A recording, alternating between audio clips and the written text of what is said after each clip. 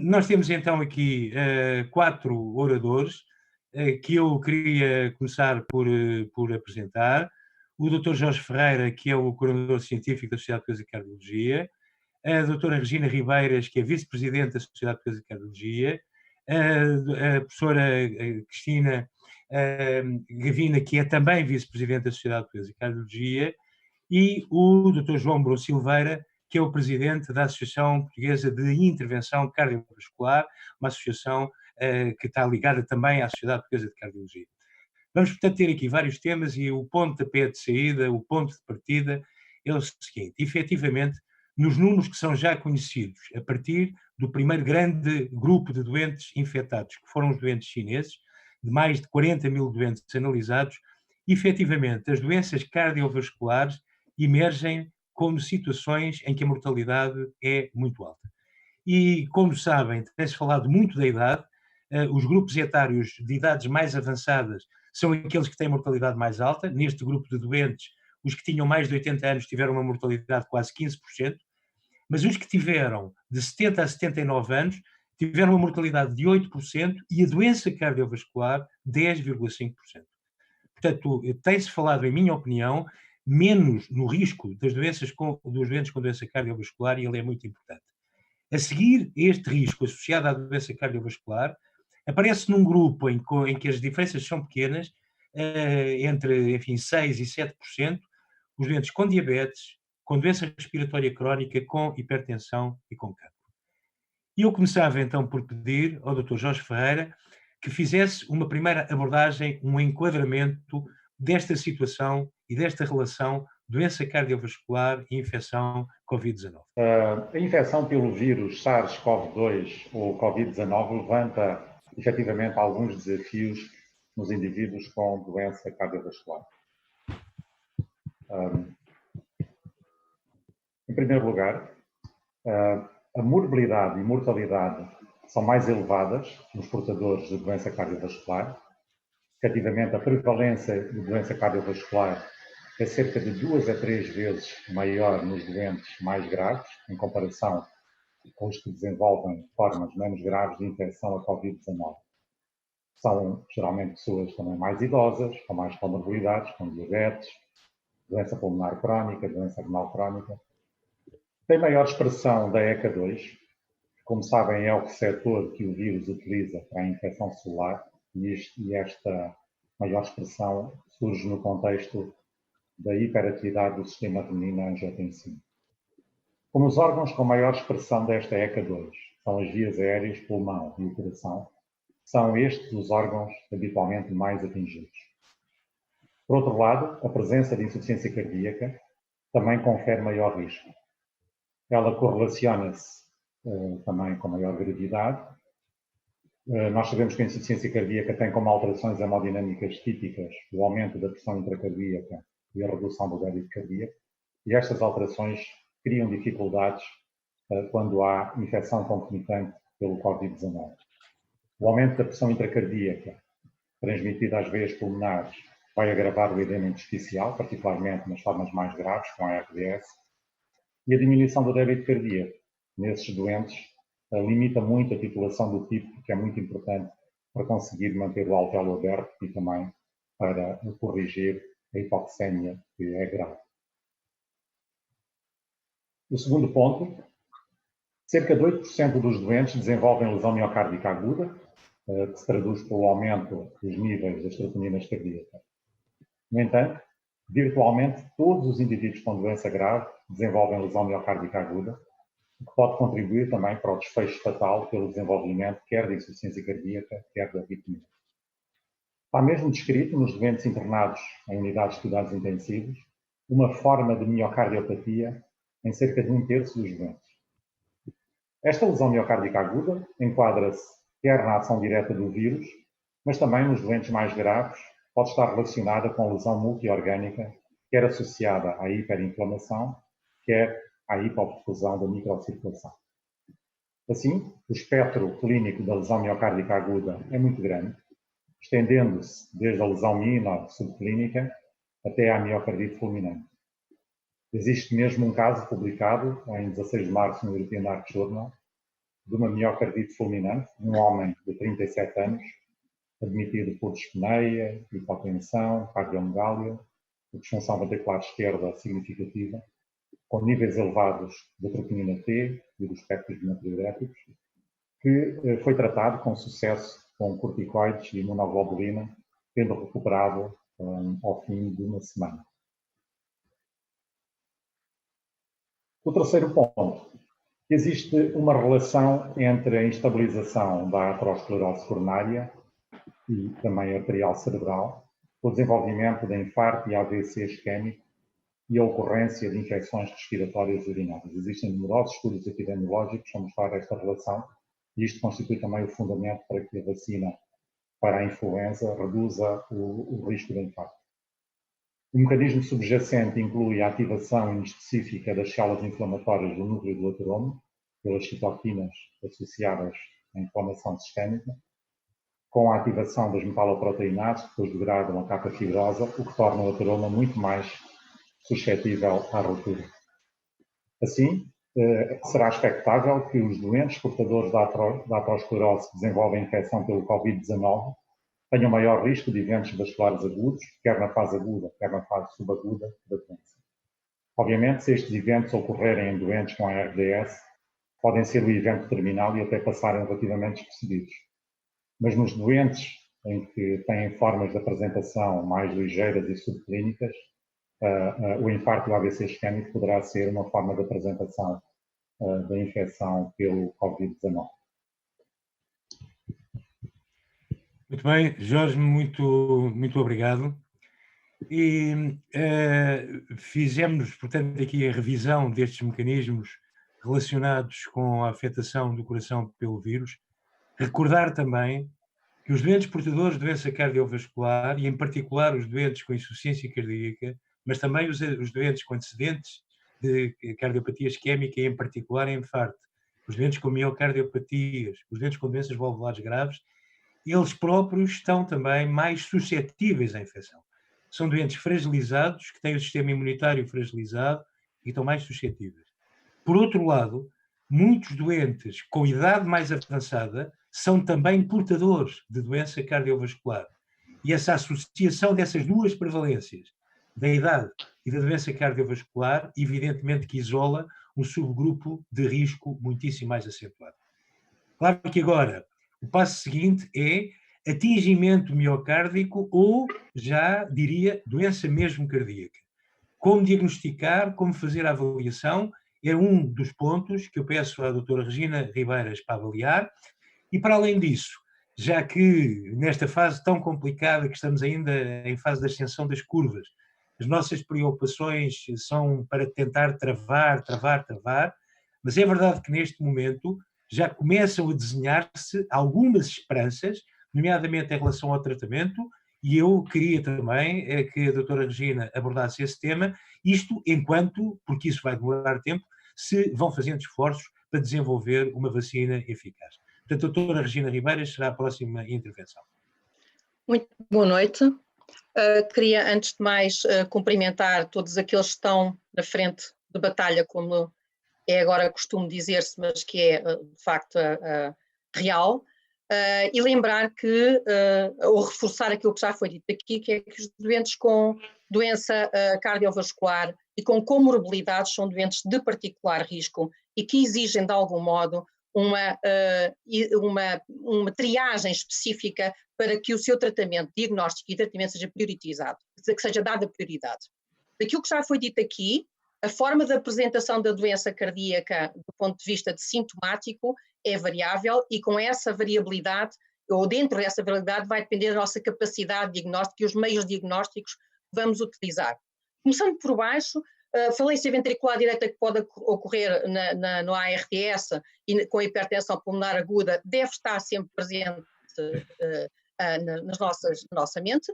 Os infartos tipo 1 e tipo 2 podem ocorrer e os mecanismos da sua ocorrência já foram aqui explicitados, e que a lesão miocárdica que ocorre sistematicamente em praticamente todos os doentes que são infectados pelo Covid-19 tem aqui um duplo padrão de ocorrência.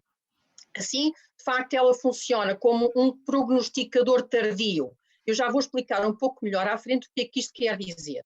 Quer dizer que os doentes que são idosos e que têm comorbilidades, e dependendo um bocadinho da fase clínica em que estão, se estão não sintomáticos, se têm sintomas moderados, ou se estão numa fase muito mais avançada de hiperinflamação, quando e com que frequência é que vamos fazer as medições das troponinas e as medições dos marcadores cardíacos, como o BNP ou o NT-proBNP. De facto, há aqui um duplo padrão de ocorrência. Os não sobreviventes, habitualmente, têm um padrão em que a troponina começa no dia 4 e sobe depois exponencialmente e por picos de 7 em 7 dias, até à fase mais avançada, com valores elevadíssimos, por volta entre o 14º e o 18º dia, nesta fase que é a fase de descarga citoquímica e que está relacionada com uma hiperinflamação.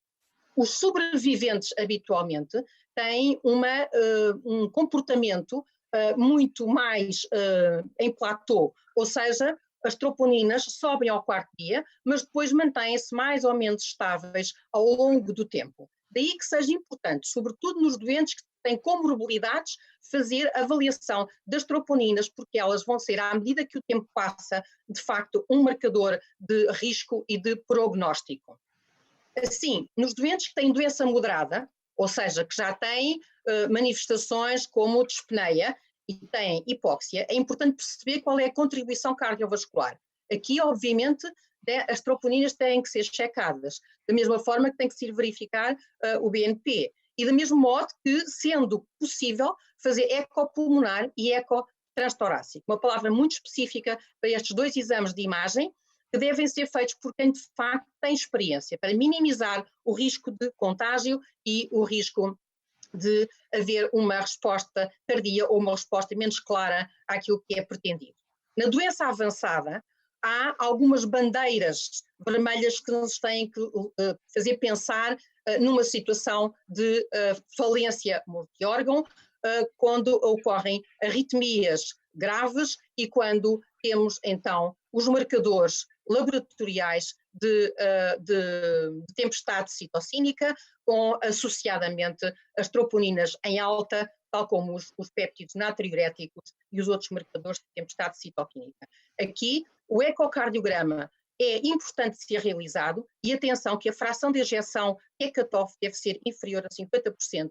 Então, não podemos esperar por uma fração de ejeção de 40%, tem que ser uma fração de ejeção inferior a 50%, porque efetivamente os doentes estão muito manejados, têm inotrópicos já nesta fase, têm grande variação de volémia e, portanto, é importante realmente que este cutoff seja tido em conta.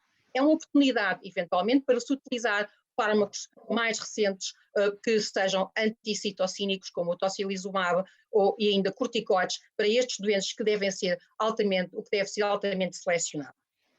Reforçar que o ecocardiograma deve ser feito por um expert em ecocardiografia, cardiologista ou sonógrafo, que deve ser com uma metodologia POCUS, portanto, point of care, portanto, absolutamente focalizada e que deve ser feita em circunstâncias de agudização de manifestações cardíacas e não por uma insuficiência cardíaca pré-existente, mas uma insuficiência cardíaca aguda, em suspeita de infarto miocárdio, choque ou arritmia persistente. Não há lugar aqui para ressonância magnética, os doentes pela condição clínica e pelo contágio e pela logística. Uma palavra especial em relação àquilo que tem vindo a ser falado que motivou já que as sociedades científicas se expressassem. A questão de suspensão ou não suspensão dos IECAs e dos antagonistas da angiotensina, dos ARA2. Todas as sociedades científicas, como estão aqui neste slide, claramente se manifestaram como não favoráveis à suspensão. Portanto, a terapêutica deve ser mantida, a menos que por alguma razão tenha que ser suspensa, e estamos a falar na fase mais avançada de sintomatológica, em que é necessário, de facto, fazer ajustes na medicação. Já os anti-inflamatórios não esteroides têm efeitos nefrotóxicos e cardiotóxicos conhecidos em doentes com doença cardiovascular e não devem ser preferencialmente utilizados. A medicação deve ser mantida a cardiovascular, a terapêutica de suporte é uma terapêutica necessária para manter o débito cardíaco nos doentes que entram em choque em fases mais avançadas e para manter a ventilação, obviamente, E temos aqui agora dois aspectos ou três aspectos relativos à terapêutica atual. Em relação à terapêutica antiviral, a Sociedade Europeia de Medicina Intensiva gerou umas recomendações, agora muito recentes, a propósito exatamente do Covid-19, em que sugere-se contra a utilização da associação lopinavir-ritonavir, por não haver evidência do seu benefício.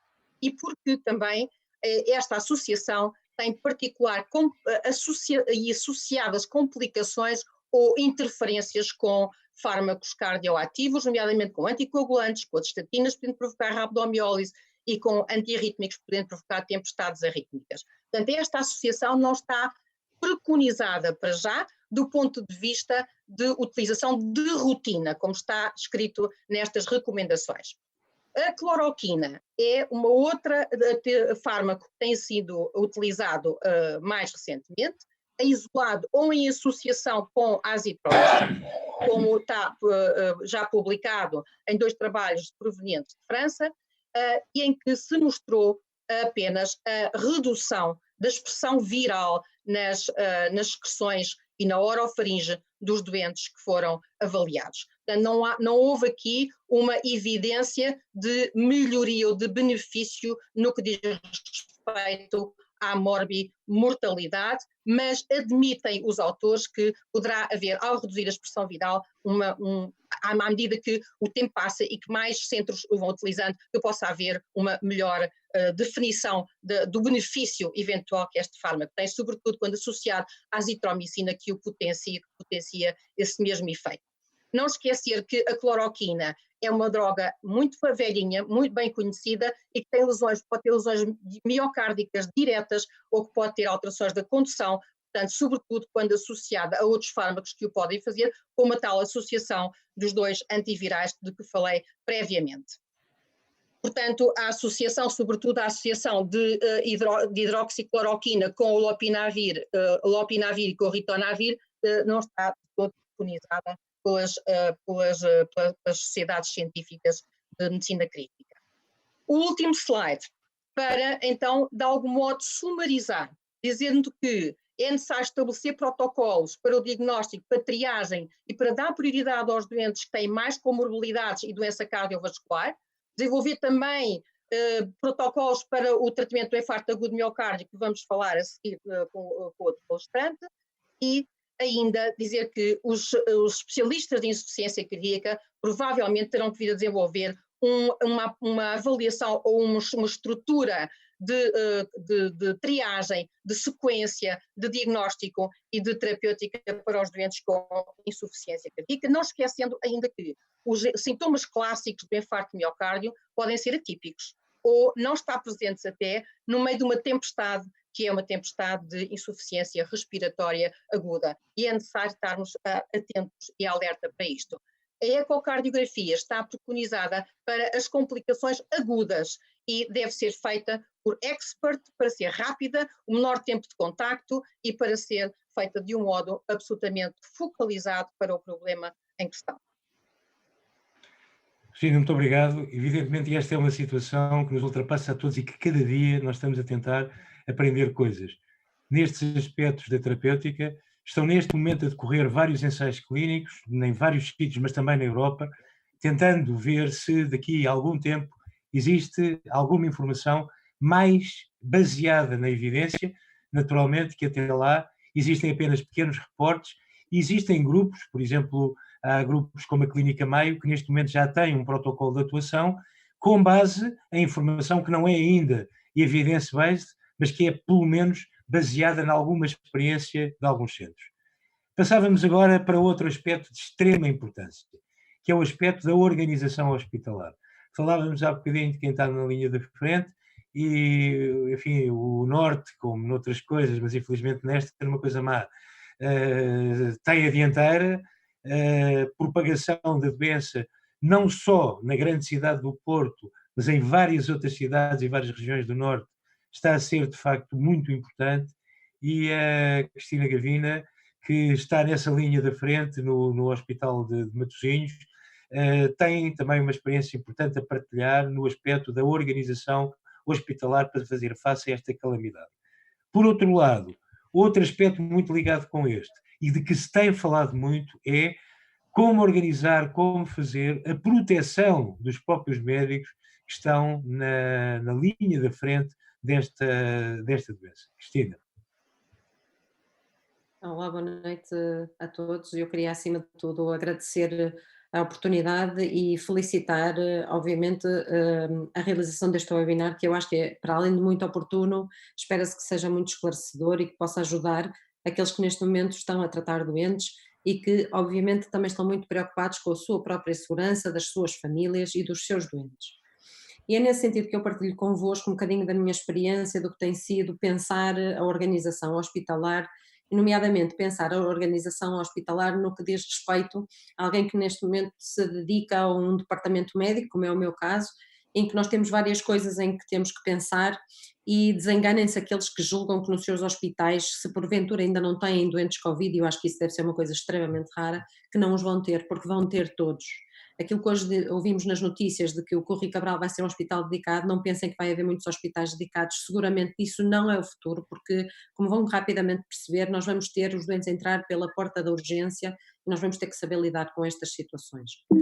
Uma das coisas que eu acho importante também termos a noção é de que nós estamos realmente a lidar numa nova doença, e aqui o que nós queremos é garantir um diagnóstico precoce, porque nós sabemos que se apanhamos estes doentes cedo, isto pode ter obviamente impacto em termos epidemiológicos, mas também queremos muito garantir o acesso destes doentes aos hospitais, e nós sabemos os problemas que temos tido em coisas como a linha do SNS 24, que tem sido altamente frustrante, e temos tido todos reportes de coisas como sejam o CODU a ligar para as linhas LAM para tentar validar doentes que estão em casa desesperados com dispneia, que querem aceder de alguma forma aos cuidados e que não conseguem, e que rapidamente a linha LAM está a ligar para os hospitais para validar casos, quando aquilo que na realidade nós temos que nos concentrar no tratamento agudo dos doentes e não propriamente na preocupação só de identificar se eles são Covid positivos ou não, mas tratar a causa da dispneia.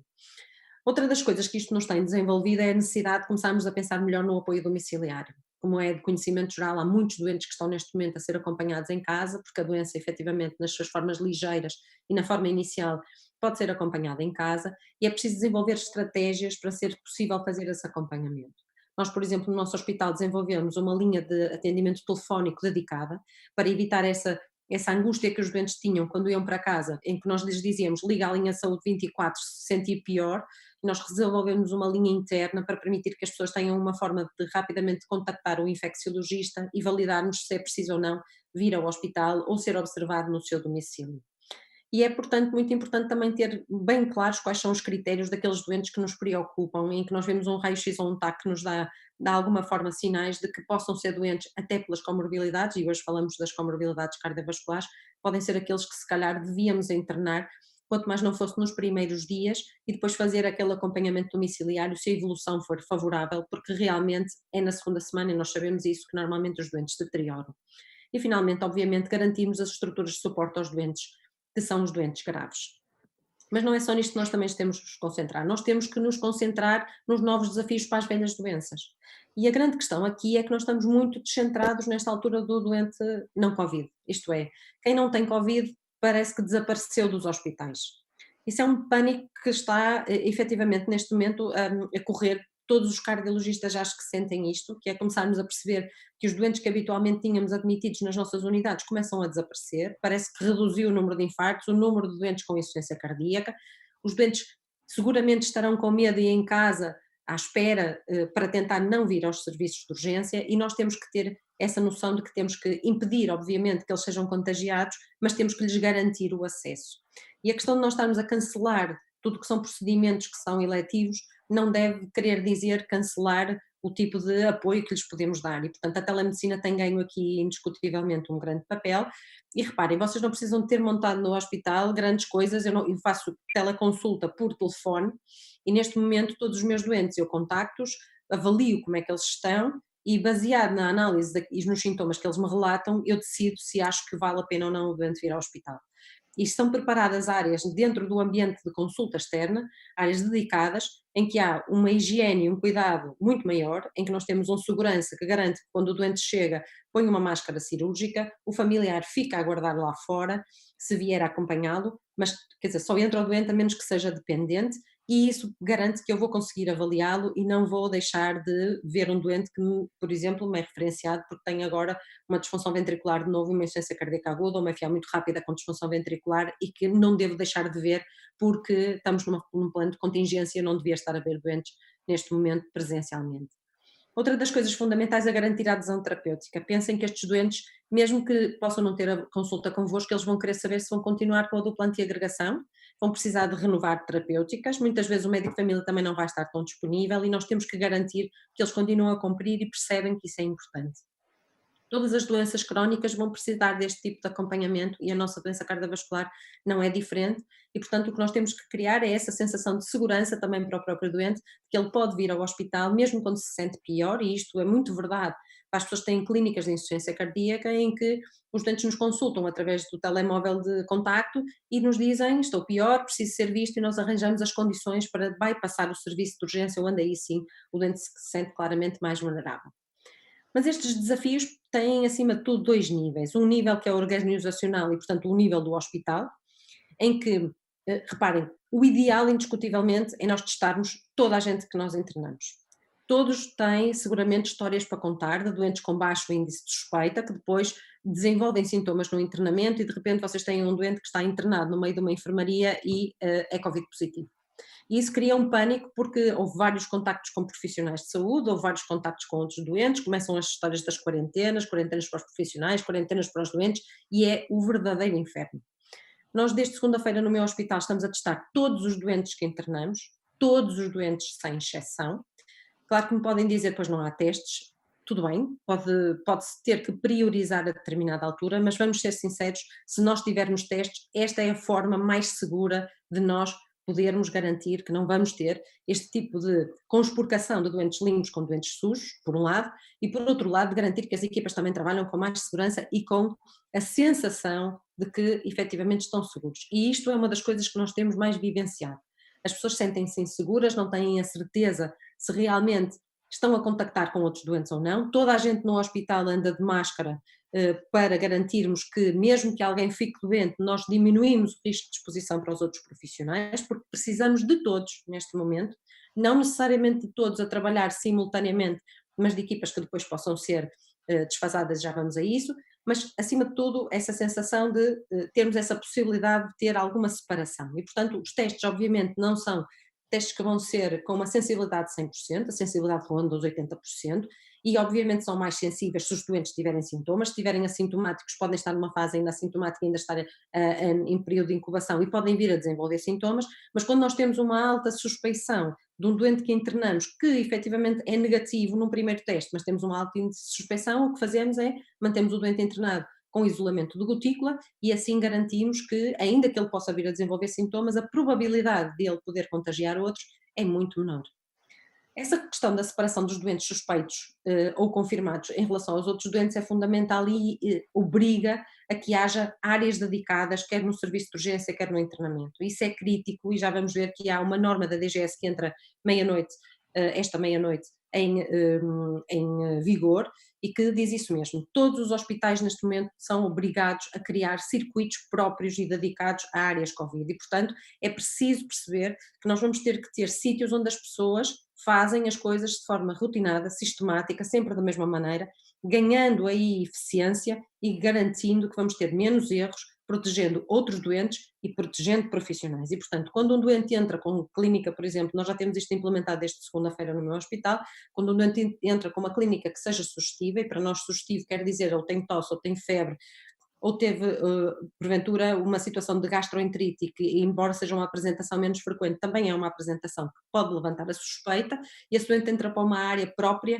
onde vai ser avaliado, e depois vamos ver também se epidemiologicamente faz mais ou menos sentido, e se não há outra causa, obviamente, que possa estar relacionada. Mas esse doente é sempre testado, e é sempre visto dentro de uma área onde os profissionais também estão preparados, e onde há uma separação entre os doentes que são vistos, que garante que há menos probabilidade de os doentes serem efetivamente contaminados. Da mesma forma, é muito importante que haja uma possibilidade, nós garantimos que se um doente entra e precisa de um pacemaker urgente, se um doente entra e precisa de uma cirurgia urgente, vamos ter condições para ter áreas limpas que garantam que estes doentes não sejam prejudicados pelo facto de estarem outros doentes também nestes circuitos que possam contaminá-los. pior coisa que pode acontecer seguramente a uma velhinha que tem uma fratura trocantérica é estar misturada com um doente respiratório num serviço de urgência e poder ficar Covid positiva numa situação que está extremamente fragilizada. E, portanto, isso é exatamente aquilo que nós não precisamos que aconteça. Em relação às equipas, é muito importante perceber que nós precisamos muito de reforçar as equipas, mas também provavelmente as requalificar. Isto é, nós vamos ter pessoas que não vamos precisar tanto, mas que podemos aproveitar para outras coisas. E essas coisas muitas vezes podem ser feitas não presencialmente. Isto é, nem sequer é bom termos as nossas equipas completas, todas ao mesmo tempo dentro do hospital. A concentração que é típica a ocorrer no período da manhã, muita gente dentro das enfermarias a fazerem muitas coisas simultaneamente, aqui é exatamente o que não se pretende. O que nós temos feito é dividimos as equipas, pomos equipas a vir numa semana e outra equipa espelho a vir noutra semana, e mesmo os que vêm durante a semana em que estão presencialmente, o que elas fazem é, alguns vêm de manhã, outros vêm de tarde. Isso é ótimo se nós não começamos a cruzar entre equipas e elementos, porque o que nós queremos é, se uma equipa fica doente, a outra equipa pode substituí-la e, portanto, garantir a continuidade de cuidados aos doentes. E, portanto, é muito importante fazer este tipo de planeamento com as equipas que temos, para garantir que elas não se cruzam e que efetivamente começamos a ter uma menor concentração de elementos. E o teletrabalho aqui é também possível. Reparem, toda esta teleconsulta pode ser feita não presencialmente no hospital, através das nossas casas, com acesso VPN nos nossos computadores, ao computador do hospital, e conseguimos ter acesso a todos os dados dos doentes que precisamos para fazermos corretamente a consulta. E, portanto, tudo isto é efetivamente importante e possível, até porque nós temos que fazer uma gestão de esforço destas equipas, isto é, acreditem, isto esgota qualquer um. Nós estamos a fazer uma coisa que vai ser uma maratona, não vai ser um sprint. Nós achamos que estamos no princípio, que estamos cheios de energia, estamos de peito feito para enfrentar tudo, mas isto vai efetivamente começar a pesar e, portanto, nós temos que saber gerir o esforço que vai sendo feito. Mas não pensem que o ideal é concentrar numa semana, fazer todos os dias 12 horas de trabalho, porque no terceiro, quarto dia, seguramente já não vão estar no vosso melhor e vão começar a cometer erros. E também não é isso que nós pretendemos. Por outro lado, nós queremos obviamente que as normas sejam adaptadas às nossas realidades. Há coisas que são muito giras na norma da DGS ou nas normas do ACC ou do American Art ou da Sociedade Europeia, mas isso pode não ser aplicável ao meu local de trabalho. E, portanto, aquilo que se aplica ao meu local de trabalho tem que ser aquilo que efetivamente para a qual as equipas estão organizadas e da forma como podem colaborar. No meu departamento, por exemplo, nós somos multidisciplinares e, portanto, efetivamente toda a gente está a contribuir para essa organização.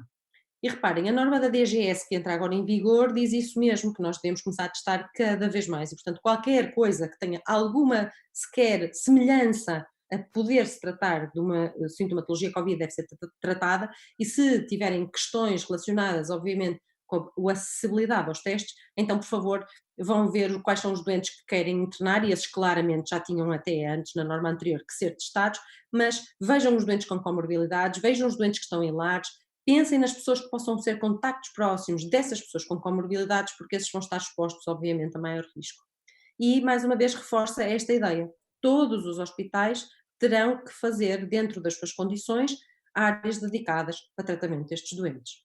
Reparem, no meu hospital o que nós fizemos foi criamos equipas multidisciplinares com medicina interna e com pneumologia para termos 2 internamentos dedicados à área Covid e que neste momento temos lá as pessoas a fazerem equipas com pneumologista e internista a passar visitas destes doentes, juntamente com a coordenação da infecciologia, para podermos garantir isto. E da mesma forma também temos um infecciologista e um internista, juntamente com os tarefeiros no serviço de urgência numa área Covid e uma área separada de doentes chamados limpos, digamos assim, que são doentes que são de menos risco, mas que ainda assim entram com máscara, são testados quando são internados, para nós garantirmos que não vamos ter infecções cruzadas. Claro que aqui temos um desafio grande, e o desafio grande prende-se com o tempo que demora até termos resultados dos testes, e portanto nós criamos uma área tampão dentro do serviço de urgência, com uma distância suficiente entre os doentes que estão a aguardar internamento, que permite que possam aguardar, enquanto aí estão, os resultados dos testes, para nós podermos pô-los nos internamentos corretos, quando as queixas são sugestivas de poder haver uma infecção Covid. No entanto, para doentes de baixíssimo risco, vamos imaginar, se eu tiver um doente, mais uma vez, com uma fratura trocantérica, que vou internar para a ortopedia, fazemos na mesma a colheita a esses doentes, mas pomos-los no internamento em isolamento cutículo até o resultado e depois levantamos esse isolamento. E dessa forma, em certa medida, todos os profissionais estão mais protegidos com aqueles que são os equipamentos de proteção que temos para poderem responder ao desafio. E claro que a proteção é super importante, mas reparem, nós não precisamos andar todos de escafandro. Aquela ideia do fato completo, como se nós fôssemos ver o ébola, também não é completamente verdade. Isto é, nós temos que perceber o que é que estamos a avaliar e que contacto é que vamos ter com o doente. Obviamente que quem presta cuidados a doentes que são suspeitos ou confirmados de Covid, e portanto esses têm que estar bastante bem protegidos, e isso implica terem a máscara cirúrgica, a bata de resistência a fluidos e as luvas, e há N vídeos na internet e cada uma das instituições tem as suas próprias normas e inclusivamente vídeos, a minha instituição também tem esse vídeo disponível para nós vermos como é que se veste e como é que se despe, e tivemos a oportunidade de fazer formações, e formação é fundamental, formação e integração, e reparem, há muitos, por exemplo, profissionais que estavam antes dedicados à consulta externa, mesmo enfermeiros, foram sendo integrados nestas áreas Covid para poderem perceber quais são os procedimentos e depois serem integrados noutras áreas, mesmo no internamento normal, sabendo exatamente como é que se têm que comportar, e portanto vão fazendo ensino a outros enfermeiros, que por sua vez ensinam outros, e todas as pessoas começam a saber exatamente como é que se têm que comportar e como é que inclusivamente vão participar naquilo que é o rastreio. Nós temos equipas próprias só a fazer rastreios, muito bem treinadas, porque reparem, o momento do rastreio é um momento, como é, por exemplo, uma intubação orotraqueal, um momento de alto grau de exposição e, portanto, é dos momentos mais críticos em que as pessoas têm que estar mais atentas àquilo que estão a fazer. Mas reparem, para quando nós vamos abordar um destes doentes, mas não estamos a fazer, portanto, coisas de muito risco, podemos usar apenas isto, mas se vocês vão fazer coisas de risco, como seja, por exemplo, aspirar um doente ou eventualmente fazer uma intubação, aí nós temos que ter outro tipo de cuidados, e isso já implica viseira, obviamente, e respiradores P2, e portanto temos que ter cuidados adicionais em relação a este tipo de circunstâncias. Há uma coisa que é muito importante nunca nos esquecermos, que é o que é que vamos fazer quando estamos a ver doentes em que possamos gerar, de alguma forma, aerossóis. E isso implica tudo, muitas vezes, daquilo que nós não imaginávamos. As nebulizações, por exemplo, não podem ser feitas nebulizações em circunstâncias como nós fazíamos até aqui. As nebulizações que fazíamos no serviço de urgência para o doente precisava de um broncodilatador porque tinha broncoconstrição, não pode ser feito indiscutivelmente como nós fazíamos até aqui, porque o que se passa é que isso vai provocar uma maior aerosolização e isso pode contaminar outros doentes que estejam próximos ou profissionais de saúde. E, portanto, neste momento o que se preconiza é usar inaladores e usar câmaras expansoras que permitam fazer esse tipo de terapêutica broncodilatadora, e, portanto, nós estamos a tentar adaptar todas essas formas como atuávamos antes. A mesma coisa acontece com os BIPAPs.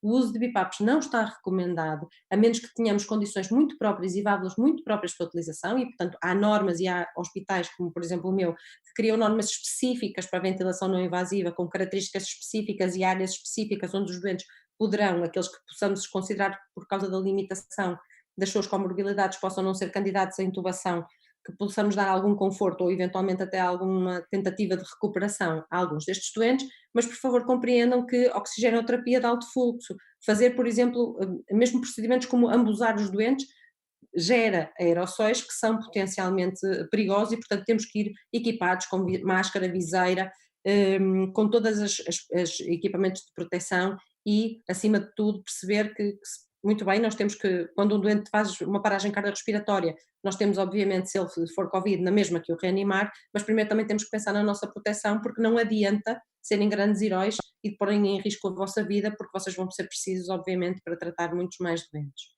E há uma série de normas que neste momento nos podem ajudar, e vários documentos têm sido publicados.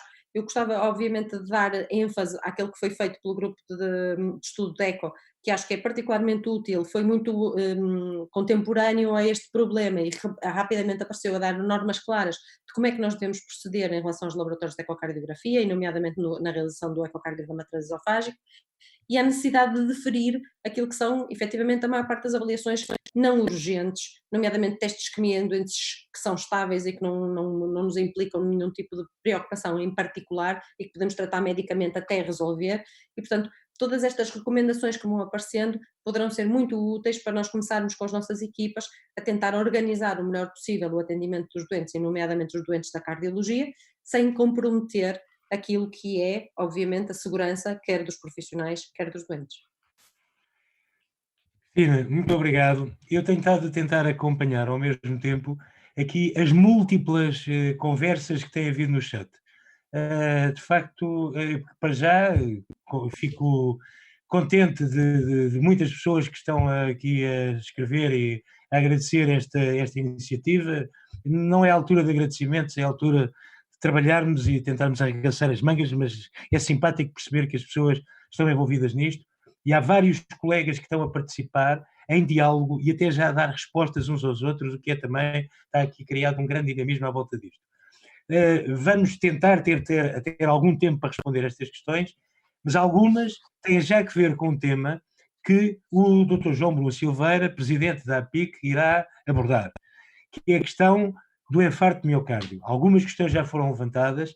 Esta retração dos doentes em procurar os serviços de urgência está-nos a preocupar muito, não só no infarto de miocárdio, como noutras coisas. Um doente não deixa de ser doente pelo facto de haver Covid. O Covid tem uma determinada mortalidade, mas, por exemplo, a insuficiência cardíaca tem uma mortalidade muito maior, mais distribuída ao longo do tempo, mas nos ensaios clínicos as mortalidades ainda andam pelos 10% ao ano, fora dos ensaios, provavelmente acima de 20%. O Covid não tem essa mortalidade, é mais concentrada. Portanto, os doentes não deixam de ser doentes e, portanto, este equilíbrio entre que doente é que deve ser visto e acompanhado, que doente é que pode ser tratado com telemedicina é um aspecto, e o outro aspecto que nos preocupa muito, estão a diminuir o número de doentes que estão a aparecer com infarto de miocárdio, o infarto não está a diminuir, o que é que lhe está a acontecer e que respostas a cardiologia de intervenção tem, naturalmente, também para os doentes com Covid e com infarto e para os outros que têm infarto e não têm Covid. Dr. João Bruno Silveira. Muito boa noite a todos. Eu gostaria, em primeiro lugar, de cumprimentar o professor Vítor Gil por este amável convite e realmente felicitá-lo pela organização. A APIC criou normas para o funcionamento dos laboratórios de hemodinâmica no país, no contexto desta pandemia. E os objetivos foram basicamente três. De facto, no contexto da pandemia por Covid-19, é fundamental, e eu penso que é talvez o ponto mais importante, não esquecer os doentes sem Covid-19, porque estes doentes estão expostos a um risco maior de mortalidade e de morbilidade. Portanto, é fundamental que nesta euforia e em algum alarmismo relativamente aos doentes que são Covid-19, não esquecer os outros doentes, porque eles vão, e muito bem, estar aí, como todos nós sabemos. Por outro lado, quisemos também monitorizar a atividade das equipas de hemodinâmica, isto é, mantê-las ativas, mantê-las para a cobertura do país nas 24 horas por dia, 7 dias por semana, e também fazer uma monitorização dos procedimentos. Essencialmente, queríamos avaliar a funcionalidade do sistema da via verde coronária, o acesso dos doentes através do INEM, no contacto com o INEM, o 112, mas também, obviamente, com o transporte dos doentes para o INEM. Portanto, um ponto muito importante também, é o terceiro, seria a manutenção da atividade nos laboratórios de hemodinâmica. E fazê-lo sempre de uma forma clara, tranquila e sem alarmismos. Acho que isso é a parte mais importante. Mas também sempre abertos a um processo dinâmico. Isto vai ser um processo dinâmico, como depois vamos ver algumas coisas que eu vou dizer.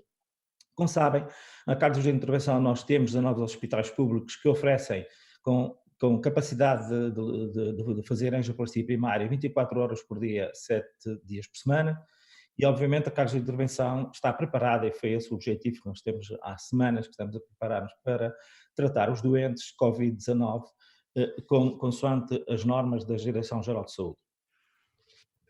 Portanto, relativamente à manutenção dos programas de angioplastia primária, foi necessário termos uma organização das equipas, porque sem equipas depois não conseguimos ter trabalho. Portanto, e isso levou-nos a reuniões diárias e muita troca de ideias e também consultar outras normas, e decidimos que o ideal seria fazer equipas fixas e por blocos, isto é, o médico, a enfermagem e os técnicos está a funcionar bem, portanto é muito importante a organização das equipas que sejam fixas e seja para que não haja de facto um lockdown do processo de angioplastia primária.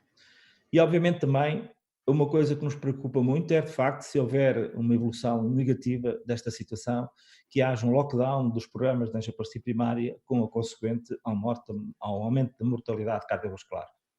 Ou então se houver alguns profissionais ou as equipas tiverem problemas relativamente à disponibilidade temporal do programa de angioplastia primária, vamos tratar os doentes tarde, vamos ter esses doentes com menos reperfusão, obviamente vão levar em termos mais prolongados, provavelmente vamos também comprometer o serviço em termos de vagas e, obviamente, estes doentes estando mais tempo internados têm maior risco de infecção cruzada com os doentes com Covid-19.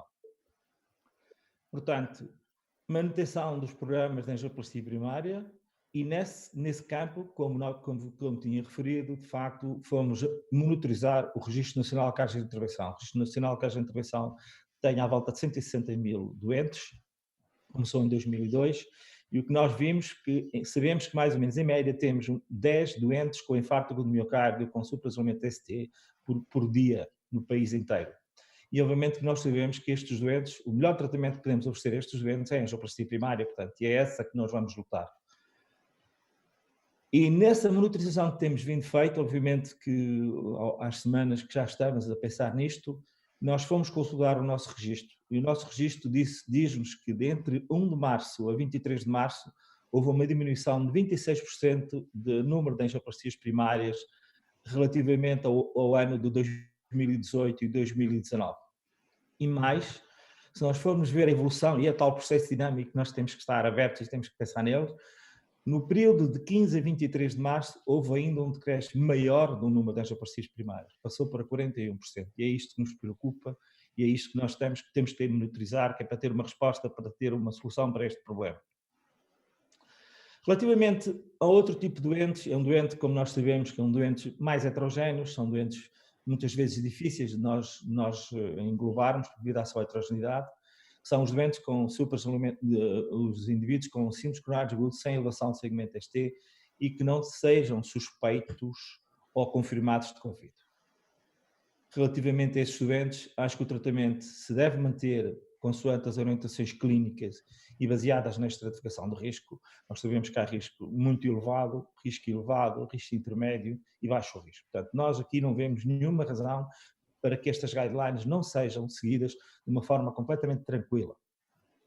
Nos doentes com síndrome coronário agudo sem elevação de segmento ST e que tenham Covid, nós sabemos que eles têm 7% têm marcadores, elevação dos marcadores de miocárdio, 17% apresentam arritmias cardíacas, e a estratégia invasiva precoce nos doentes com Covid-19 ou suspeitos deve ser muito criteriosa nos indivíduos de baixo risco e devemos até provavelmente protelá-la. Isso deve ser uma avaliação de cada hospital e uma avaliação obviamente ponderada e individualizada para cada doente.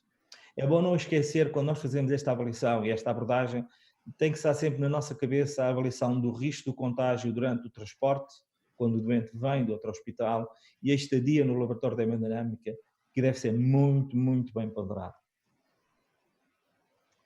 Por outro lado, dois pontos que são muito importantes e que nos preocupam, que é de facto o cancelamento da atividade eletiva nos laboratórios de hemodinâmica. Nós pensamos que nesta fase, no momento atual que vivemos, e numa situação de stress e grande esforço que está-se a pedir aos hospitais e a todos os profissionais, não nos parece ético que haja, obviamente, procedimentos eletivos de rotina. Portanto, para nós, estes procedimentos devem ser cancelados ou adiados no caso de diagnóstico ou doentes não urgentes e, sempre que possível, com o objetivo de minimizar o risco de contacto dos doentes no hospital, bem como, obviamente, fazer uma gestão muito correta dos recursos humanos e, obviamente, da disponibilidade de internamento para esses doentes. Um ponto que é muito importante, e estava de facto na fase inicial da nossa norma, é a proteção dos profissionais de saúde. E aqui, obviamente, tem a ver com a manutenção dos programas. Portanto, as equipas devem adotar as diretivas nos seus hospitais e devem garantir que têm disponíveis todos os meios de proteção necessários para poderem exercer a sua atividade em segurança. Isso é muito importante. Não é? É bom para nós, é bom para os doentes e é bom para que haja uma manutenção da equipa e que não haja uma quebra deste programa de angioplastia primária. Eu tenho como digo aqui muitas questões. Algumas das questões, e eu começo já pelo fim, têm exatamente que ver com coisas relacionadas com o infarto, etc. A preocupação que está espelhada já nos números dos registros, e eu agradeço ter sido possível já partilhar esses números. Vários colegas dizem isso, que estão a receber infartos mais tarde e mais graves, é evidente, é de esperar isso, isso é de facto uma coisa que nos deve preocupar a todos, mas é assim, e eu coloco essa questão ao Dr. João Silveira. É assim, nós não devemos abandonar as boas práticas pelo facto de estarmos a viver uma calamidade.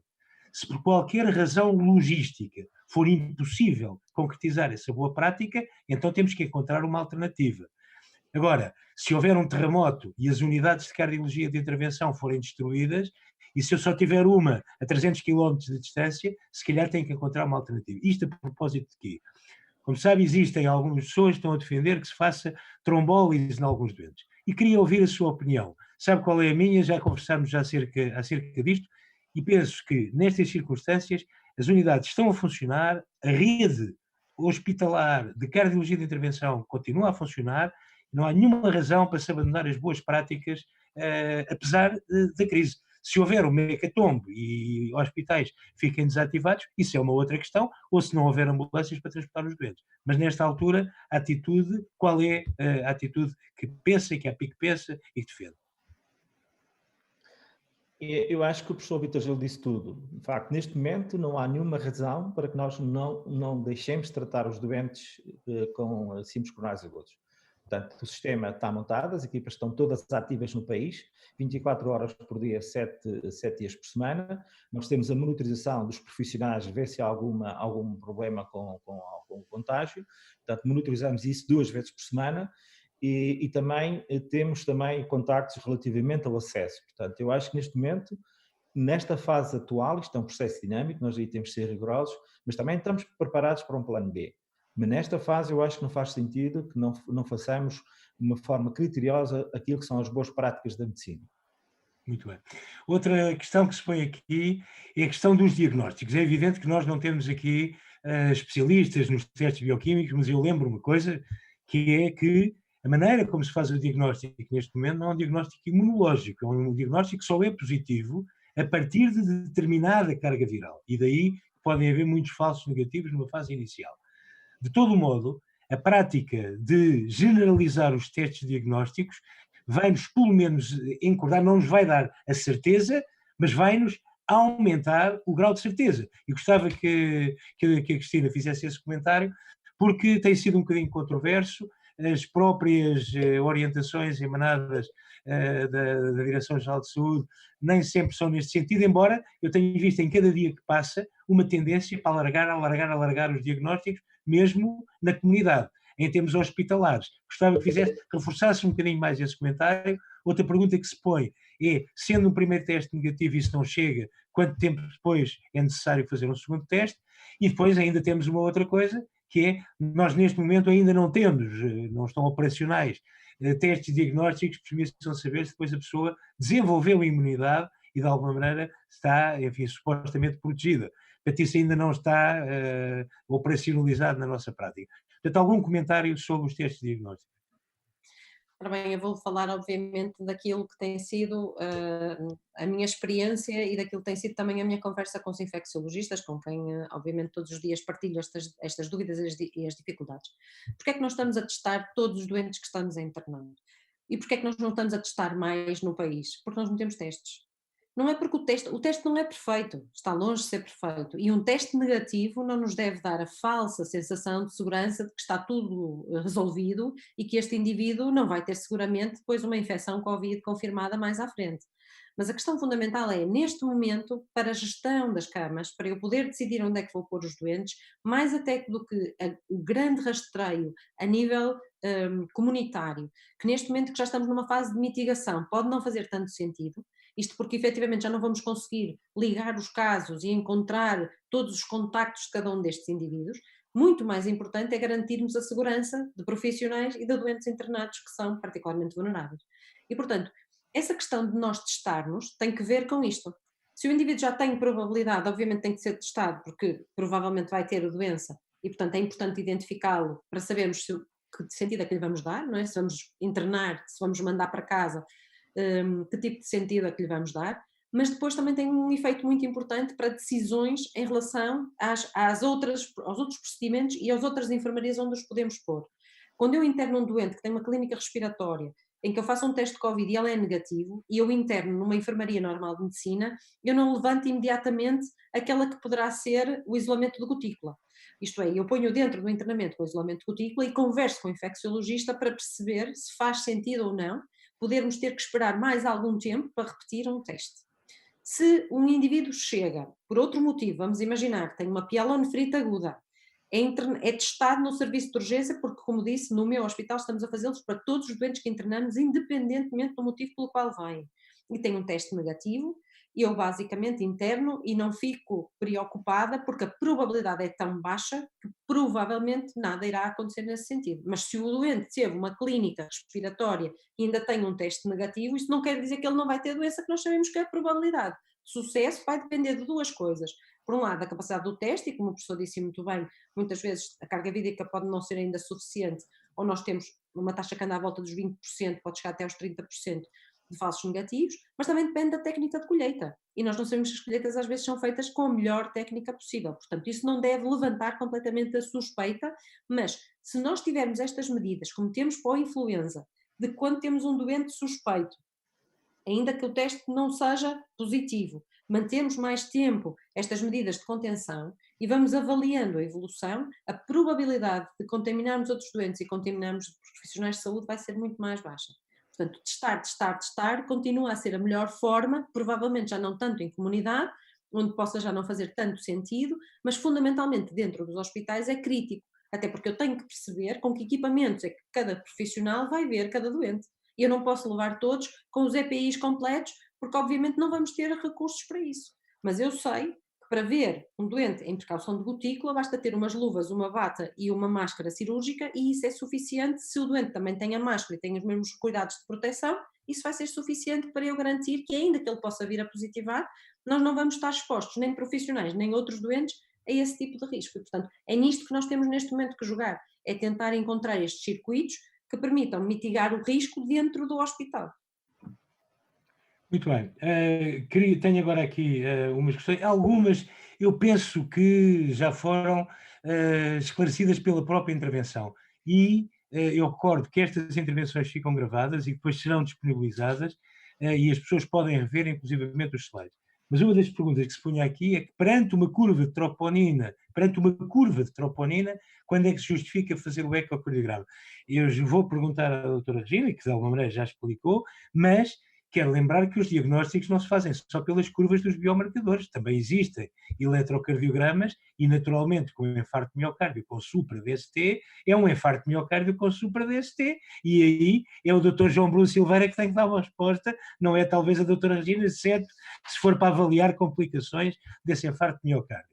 Pronto, outra pergunta que também coloco à doutora Regina é, nestes casos de se fazer o plaquinol, muito importante a monitorização do QT e as regras, quando é que se deve parar, etc. Bom, eu acho que não vale a pena entrar em detalhes, porque há vários protocolos, há protocolos na Bélgica, há, como disse o da Clínica Maio, e naturalmente que se generalizar a prática dessa terapêutica, ou nos centros em que se generalizar, se calhar é um desafio já às pessoas desse centro a proporem também um fluxograma de orientação dos colegas acerca disto. Mas queria, portanto, colocar à Regina estas duas questões, o QT e a história do eco nos doentes que têm curvas de biomarcadores muito elevadas. Eu falou-se aqui da troponina, mas atenção, do NT para o BNP também, que também sobe muito em alguns destes doentes. Bom, muito obrigada pela pergunta. Eu penso que já respondeu em grande parte àquilo que é esta questão, a questão principal. E basicamente o que importa é sempre o enquadramento clínico do doente. Portanto, normalmente nós temos que enquadrar o doente se está assintomático ou se apenas tem aqueles sintomas típicos de cefaleia, febre e mialgia, ou se o doente já passou para a chamada fase moderada, ou seja, a fase em que o doente já tem alguma dispneia. Dispneia que não sabemos qual é a contraparte da parte cardíaca e qual é a parte que é estritamente respiratória. Aí o enquadramento tem que ser feito clínico. Depois, se as troponinas têm aquela subida exponencial, e nós temos perante à nossa frente um doente que é idoso ou que, não sendo idoso, tem comorbilidades, nós temos que pensar que aquele pode ser já um comportamento previsivelmente maligno ou menos benigno. E então temos que pensar, desde logo, em primeiro lugar, que se o doente está instável, então aí, e tem uma situação aguda, temos que fazer um ecocardiograma, um eletrocardiograma, obviamente, e um ecocardiograma. Se o doente não está instável, se o doente não tem sinais francos de insuficiência cardíaca, então o que está preconizado nos protocolos da Mayo Clinic e de várias estruturas hospitalares da China e nos Estados Unidos é que se faça o doseamento das troponinas dia sim, dia não, nestes doentes de comorbilidades, doentes de maior risco e doentes em que se está a perceber que está a haver uma subida exponencial, sobretudo a partir do dia 7. O dia 7 é normalmente o dia a partir do qual se pode explotar então a maior gravidade destas situações.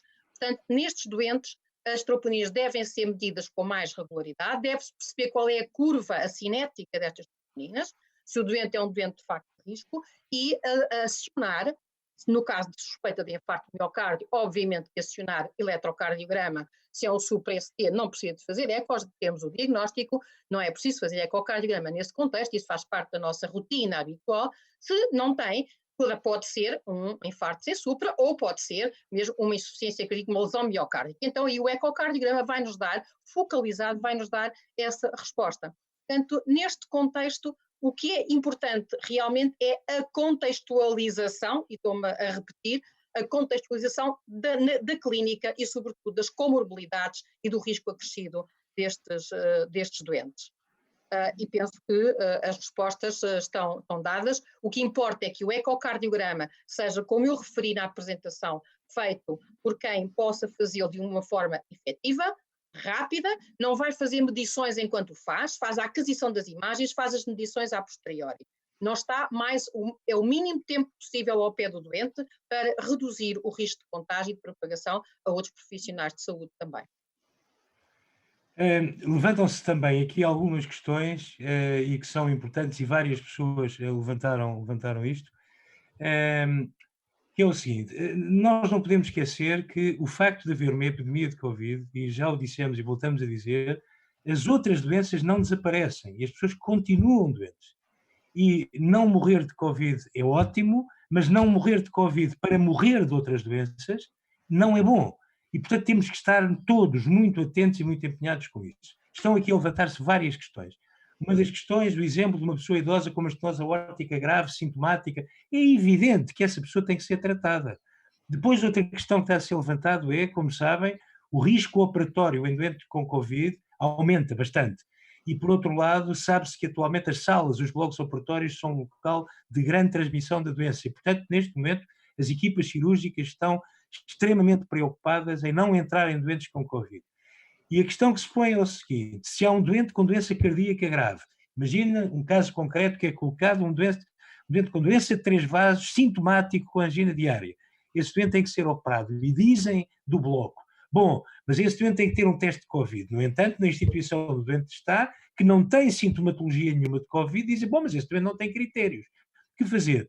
E eu perguntava, neste caso, enfim, talvez ao Jorge, porque eu vou-lhe colocar uma outra questão: será razoável nestes casos, e penso que poderá ser, mas quero ouvir a tua opinião, será razoável se realmente as equipas cirúrgicas têm grande hesitação em receber os doentes pelos riscos associados a isso, mesmo não havendo uma indicação formal, será razoável fazer testes a estes doentes para, de alguma maneira, acalmar ou minimizar o nervosismo das equipas? Esse é um outro aspecto. Depois, um outro aspecto que também queria um comentário é o seguinte: claro que se cancelou a atividade eletiva de todas as coisas, mas atenção, a atividade eletiva não é necessariamente uma atividade fútil. Isto aplica-se à cardiologia de intervenção, como se aplica ao eco, como se aplica às consultas. Em alguns casos, se calhar, algumas coisas são um bocadinho fúteis, mas se calhar a maior parte da atividade não é fútil. E o que nós estamos a fazer é, se adiarmos, em alguns casos, uma semana, tudo bem, 2, tudo bem, mas adiarmos 2, 3 meses é muito complexo. E, portanto, um desafio que eu acho que se coloca é nós fazermos uma gestão das marcações que havia. Nós olharmos para os doentes que estavam marcados para coisas ambulatórias crónicas e tentarmos perceber por aquilo que são os próprios pedidos ou por contacto direto com os doentes, o que é que se passa com eles? E antecipar aqueles que talvez possam esperar mais algum tempo, daqueles que não podem, de facto, esperar. Portanto, estas eram questões que eu gostava que o Jorge fizesse um comentário, mas queria também que fizesses um comentário um pouco, talvez, mais filosófico, que é o seguinte: eu acho que há 3 atitudes perante isto. Uma das atitudes pode ser esta atitude, bom, olha, de ir atrás dos prejuízos. Se um doente está mais ou menos, é vigiado; se um doente está razoável, vai para casa; se um doente não respira, liga-se ao ventilador, e depois, se tem hipotensão, dá-se voz aos professores e por aí adiante. Pronto. Mas a outra atitude pode ser a atitude de, reconhecendo que não há terapêuticas neste momento evidence-based, entrar em ensaios clínicos que neste momento estão a ocorrer para fazer, enfim, fazer qualquer coisa de ativo. E a terceira atitude, não havendo ensaios clínicos que a instituição possa participar, será legítimo, mesmo assim, ir atrás de grupos que a todos nós nos merecem respeito e credibilidade e que, baseados nas informações iniciais, adotaram procedimentos com determinados tratamentos, ou, pelo contrário, isso não deve ser feito. No caso de ser feito, evidentemente, isso implica uma monitorização muito apertada dos doentes para minimizar os riscos. Eu sei que, Jorge, és um homem muito da evidência e da medicina baseada na evidência, mas perante uma coisa destas, uma coisa nova como esta, o que é que achas que será defensável fazer? Começando pela primeira questão, que é de testar um doente que precisa de ser operado, eu penso que no momento da infecção nós estamos a entrar na fase de mitigação, não há razão para que não haja teste disponível para se avaliar esse doente. Obviamente que numa situação de extrema necessidade em que não haja mesmo teste nenhum, se deveria ponderar levar o doente ao bloco, mas penso que não há razão nenhuma nesta altura para que não haja um teste disponível para confirmar que o doente seja Covid negativo. Relativamente à segunda questão, que tem a ver com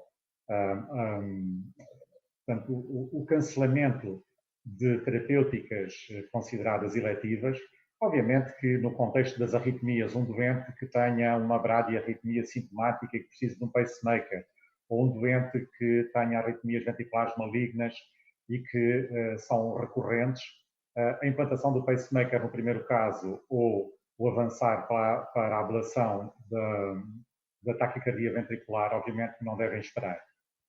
O mesmo se passa em situações de urgência, como uma endocardite infecciosa complicada, uma disseção da aorta, ou, no caso, como nós já vimos no infarto agudo de miocárdio, com supra-DST, ou avançar para a angioplastia primária, obviamente que não deve ser diferida, deve ser o tratamento preferencial.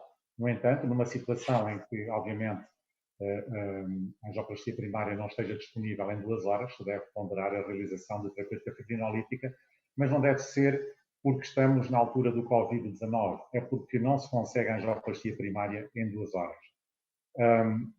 Relativamente a esta questão, nós também não devemos esquecer que o aparecimento de um infarto com supra-DST num doente que está numa unidade de cuidados intensivos, com uma insuficiência respiratória grave, com suporte ventilatório muito alto, com marcadores de prognóstico muito maus, com insuficiência renal, eventualmente já com hipoperfusão periférica, que neste caso, pensar em revascularizar esse doente será uma medida heroica.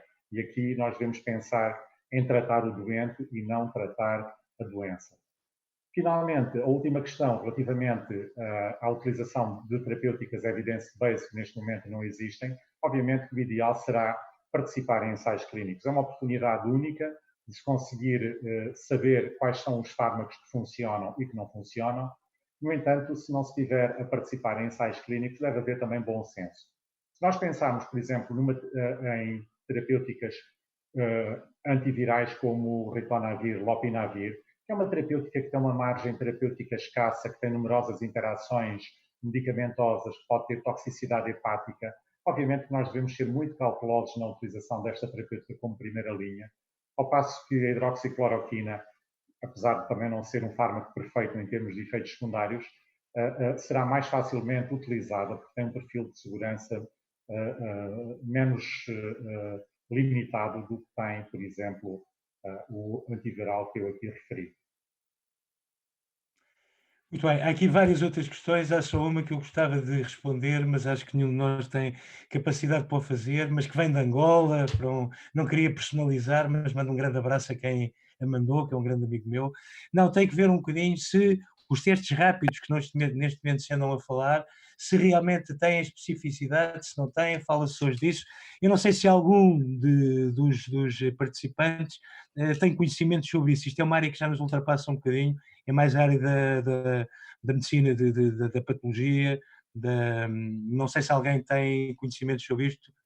Pronto, portanto, se calhar esta resposta da nossa parte ficará por dar, mas olha, eu acho que há muitas coisas, eu tenho aqui números, estiveram a participar no chat permanentemente 245 colegas, acho que é um número muito interessante, isto mostrou uma grande vivacidade, muitas trocas de impressões, muito debate, isto é um assunto vivo, provavelmente voltaremos a isto daqui a algumas semanas, vamos ver, se calhar daqui a algumas semanas todos nós, esperemos que estejam todos de saúde e todos com energia ainda suficiente para debater, mas se calhar daqui a poucas semanas estamos todos muito nas linhas várias de combate, com pouco tempo para refletir e para pensar. Mas refletir, pensar, tentar fazer as coisas certas e não nos deixarmos também ir atrás de algum desnorte e de algum de nervosismo é essencial para conseguirmos tratar bem os doentes. Eu quero agradecer a todos os participantes, aos colegas que integraram o painel. Queria destacar aqui as atitudes, quer da APIC, com o extraordinário paper de orientação dos colegas, quer do grupo de estudos da ECO, com outro paper, que antes de outras organizações internacionais o terem feito, fizeram, e o fizeram autonomamente, não foram copiar, não foram fazer copy-paste. Portanto, eu acho que são contribuições extraordinárias que no fundo mostram a preocupação de todos nós e a vitalidade da nossa cardiologia. A tutela sabe que se quiser ouvir as nossas opiniões e as nossas ajudas, estamos sempre disponíveis para o fazer, e relativamente aos colegas que queiram também contatar a Sociedade de Cardiologia para dúvidas, nós tentaremos orientar essas dúvidas para os colegas que mais têm a refletir sobre os assuntos. Muito obrigado a todos e resta-me então uma palavra final de agradecimento à Bayer, porque este chat, este fórum foi possível porque a Bayer nos ofereceu toda a logística sem qualquer tipo de encargo e sem qualquer tipo de influência. E, portanto, muito obrigado à Bayer e muito obrigado a várias outras casas farmacêuticas que estão a ter atitudes de grande compromisso comunitário neste momento e que possibilitam este tipo de ação. Boa noite descansada para todos e protejam-se, por favor. Um abraço.